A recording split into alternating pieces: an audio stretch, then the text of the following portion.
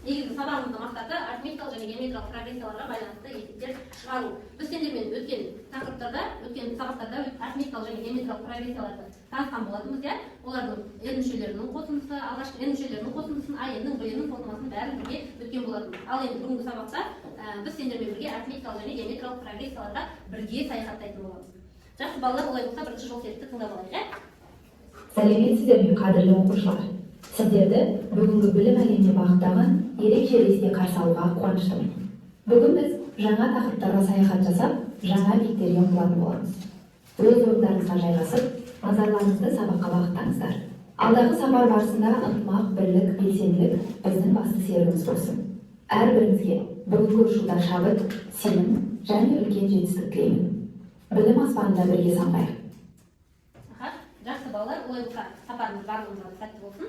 Сабағымызды бастамас үшін бірінші психологиялық ахуал қалыптастырып алайық. Барлығымыз орнымыздан тұрамыз.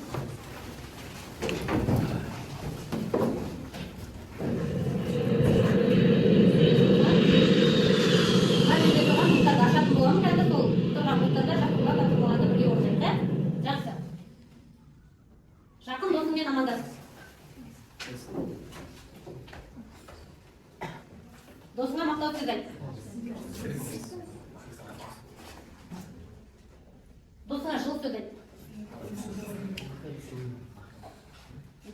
Досыңа бестік бер. Жақсы балалар, олай болса отырайық. Мен сендерге бағана қолдарына чемодан таратып берген болатынмын, иә? Бұл чемоданда қай топқа баратындарын жазылған болатын. Сендер барлықтарының өз топтарында отыр деп ойлаймын. Олай болса сабағымызды бастайық. Үйге берген тапсырманы ашамыз. Бізде үй жұмысын көршісі тексер әкімге тексеретін боламыз. Барлығын көрші, қасымыздан көршілерімізбен дәптерлерімізді алмастырамыз. Дәптерлерімізді алмастырамыз да бір-біріміздің тапсырмаларымызды тексереміз. Қазір менде экранда жауаптар шығатын болады. Не?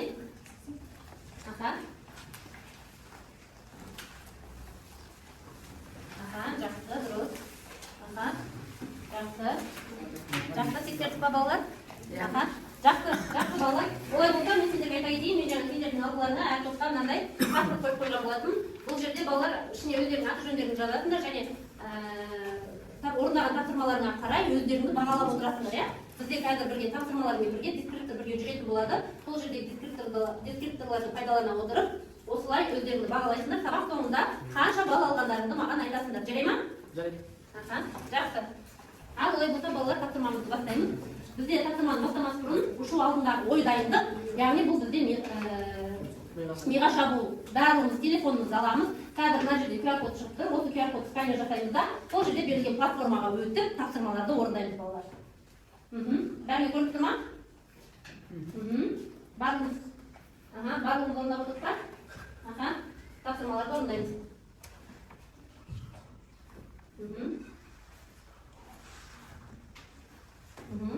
Иә, қадана? Әден кірді. Барлығымыз кірдік па балалар? Бірге орындаңдар, онда көпсәректе.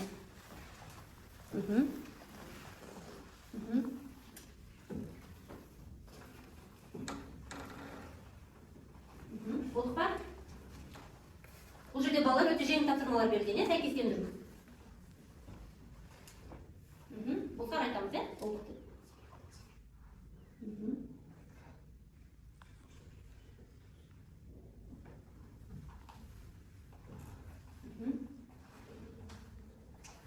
Болдық па балалар? Иә. Болса, олай болса, өзімізді бағалаймыз, дескриптор бойынша. Бұл жерде егер балалар барлық тапсырманы дұрыс орындаған болсаңдар ғана өздеріңе бір балл қоясыңдар. Ал егер бір тапсырмадан қате кеткен болса, онда балл қоймайсыңдар. Жарай ма? Бағалап алыңдар, алып тастықтарға жазып алыңдар бағаларыңдар. Тастықтарға жазып алыңдар бағаларыңдар. Жақсы.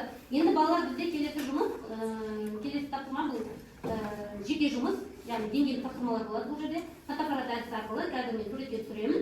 Суретке түсіремін, сол жерде тапсырмалар шығады, әр карточкаға. Сол тапсырмаларды өзіміз жеке дәптерге орындайтын боламыз. Жақсы. Бірінші тапсырма кетті. Әрқайсымыз өзіміз жеке дәптерге орындаймыз. Жеке дәптерге орындаймыз, әрқайсымыз өзіміз. Дәптерлеріңді алыңдар, ашыңдар. Тапсырманы тапсырмаңызды жазыңдар.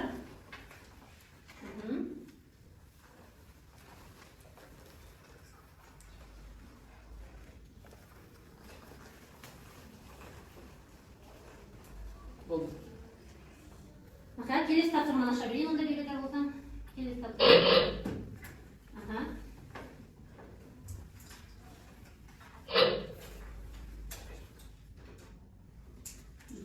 Барлық тапсырманы ашып қойдым балалар. Болғанымыз келесі тапсырмаға өте береміз. Болғанымыз келесі тапсырмаға өте береміз. Жақсы.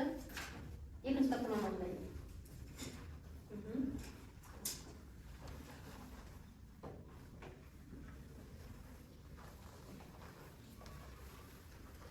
Жақсы. Саян, бірінші тапсырманы болдың ба? Келесі тапсырманы орындай бер, екінші тапсырманы. Арай үшінші тапсырмаға көшіпті. Жақсы балалар.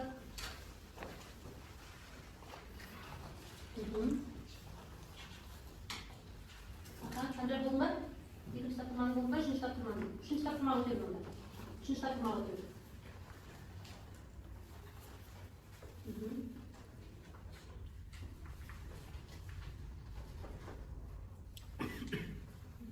Түсінбегендерің болса сұраңдар балалар. Түсінбеген жерлеріңді сұраңдар.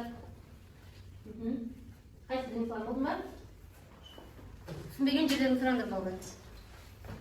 Үшінші есеп.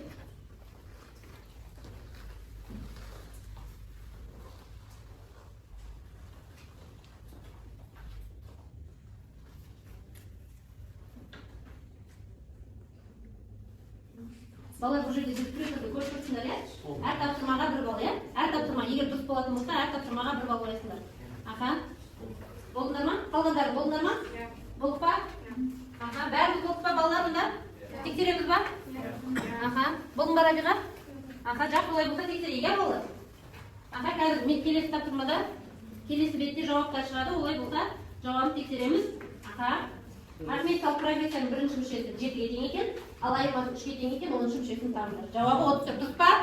Аха, дұрыс болса өздеріңе дұрыс деп белгілеп отырыңдар, және де қазір паспорттарына қанша балл алғандарын есептейсіңдер. Екіншісі, арифметикалық прогрессияда А1 бетке тең және Д 10-ға тең дейді. Прогрессияның алғашқы 10 мүшесінің қосындысын табыңдар дейді. Алғашқы 10 мүшесінің қосындысы 500-ге тең екен. Жақсы, дұрыс па? Аха. Қайсы айдын бар ма? Аха. Сагданада бар, жақсы. Келесі не дейді? Геометриялық прогрессияның B1 6 және Q тең 3 прогрессияның алғашқы 8 мүшесінің қосындысын табыңдар дейді. S8-ді табу керек. 19680 шыққан. Шықты ма, дұрыс па? Аха. Саян да шықпапты, Саян. Саян, сен өзіңе балл қоймайсың бұған, жарай ма? Аха, Арайда шығыпты 19680. Жақсы. Енді келесі геометриялық прогрессия дейді, B1 тең 6-ға, Q тең 2-ге. Аха, 6-шы мүшесін табыңдар. Яғни B6-ны табу керек болған, иә? B6 192 шықты. Жақсы. Жақсы балалар, дұрыс болса өздерің бағалайсыңдар, өздеріңе әділ бағаларыңызды қойыңдар, жарай ма? Әділетті боламыз, әділ бағаларыңызды қоямыз. Аха. Иә, Нұрғанда бәрі дұрыс шығыпты. Жақсы, олай болса балымызды қоямыз паспортымызға. Иә, соңында барлығын тексеретін, барлығын қосып, қанша балл алғандарыңды тексереміз. Аха. Жақсы. Жақсы, олай болса балалар келесі тапсырма, бұл келесі тапсырма бізде топтық жұмыс.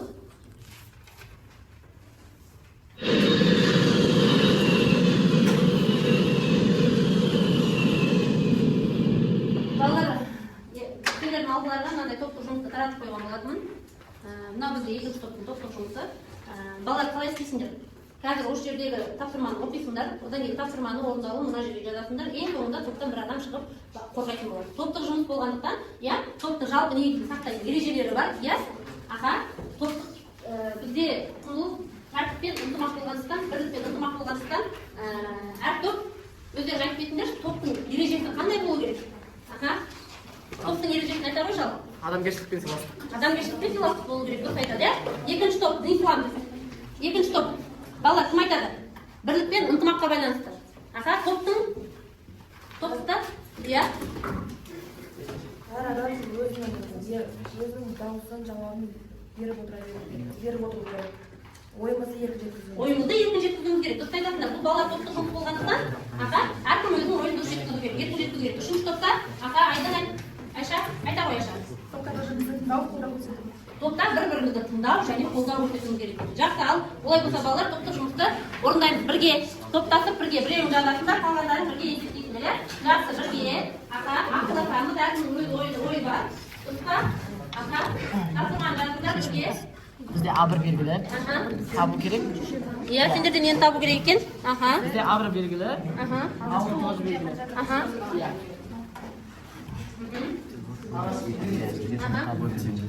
Аха, топтық жұмыс балалар, бәріміз бірге жұмыс жасаймыз тапсырманы. Аха. Аха. Аха.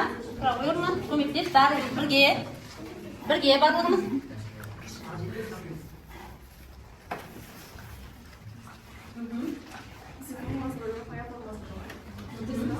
Бірге. Аха. Сонда 120-ға қосамыз. 219. Onda 530. Бірге ақылдасып, иә?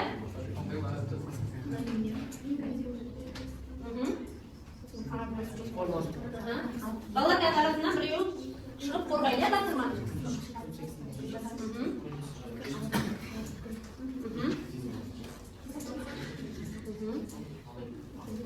Aslında iki var işte. Yüz kaptılar, ya.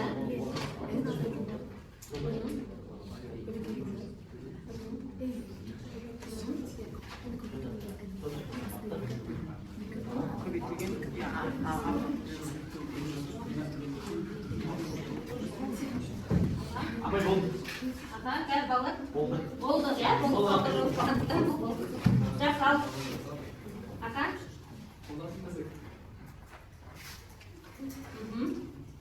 Қазір дайын отырыңдар балалар, топтық жұмыстарын қорғайсыңдар. Иә?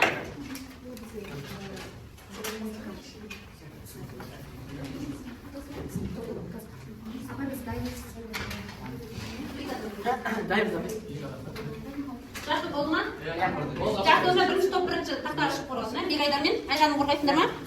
Аха. Құрылыс алаңында бригада әр күн сайын алдыңғы күнге қарағанда бірдей мөлшерде көбірек кірпіш қояды. Бірінші күні 120 кірпіш қойылған болады. 10-шы күні 210 кірпіш қойылған белгілі. Ал бізге табу керек, бригаданың күн сайын кірпіш санын қаншаға көбейіп жатқанын анықтаңдар дейді. Және 7-ші күні қанша кірпіш қойылғанын табыңдар. Және алғашқы күнде қанша кірпіш қойылды. Жалпы біз бұл есепті арифметикалық прогрессиямен шығардық, оның нақты формуласымен орындарына қойып, есептің жауабын шығардық. Яғни бізде бірінші күні 120 кірпіш қойылса, қалған 10 күннің ішінде 210 кірпіш қойылды. Осылайша есептің мәні 1650 кірпіш болып есептеледі. Автопарк жүргізушілеріне жанармайды үнемдеу тапсырмасы берілді. Олар әр апта сайын шығынды 5% азайтып отыру тиіс. Бір аптада 200 литр жанармай жұмсады. Иә, бізде берілген бірінші тапсырма 2 апта берілген. Ол бізде сонда біріміз 200 литр деп алынамыз. Себебі бір аптада 200 литр жанармай жұмсалды деген бізде бар. Тапсырма бойынша бізде екінші аптада жанармай шығын есептелді. Бізде Q-мызды тауып алғаннан кейін біз B2-ні алып формулаға салған кезде бізде 190 литр шықты. Одан кейінгі бізде төртінші аптада қанша жанармай жұмсалғанын тап депті. Оны біз B4 деп алып формуласын жазып, формула есебінен шыққан кезде бізде 174,4 литр шықты. Одан кейінгі алғашқы 4 аптаның жалпы шығын есептеген кезде біз S4 деп аламыз. S4-ның формуласын жазып, бізде болжап алғанда 742 литр жұмсалған. Жақсы балалар, енді бұл тәсілдің экологияға тиімділігін талқылаңдар дейді, иә? Аха, экология. Бізде былайша айтқанда бұл жанармайларға өте көмектеседі, себебі шығынды есептеу үшін. Аха, шығынды есептеу үшін. Жақсы отырамыз. Жақсы сұрақтар бар ма балалар? Жақсы. Аха, жақсы, келесі енді үшінші топ, иә? Үшінші топ, бізге үшінші топқа қаладағы интернет берілген, иә? Қаладағы интернет провайдер ай сайынғы абоненттік төлемді бірдей мөлшерде өсіріп отырады. Бір айдағы төлем 3500 теңге. Әр ай сайын баға 500 теңгеге артады. Бізге тапсырмалар 2, 3 және 4 айлардағы интернет бағасын есептеңдер болды. Біздегі формула бойынша есептедік. Ең алғашқы бізде бірінші айдың төлемі 3500 теңге болды.